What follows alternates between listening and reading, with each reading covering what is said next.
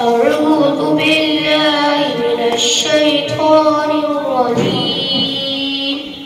بسم الله الرحمن الرحيم.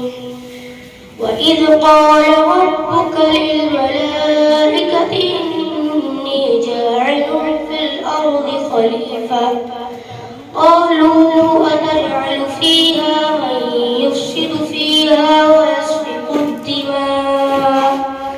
ويسفك الدماء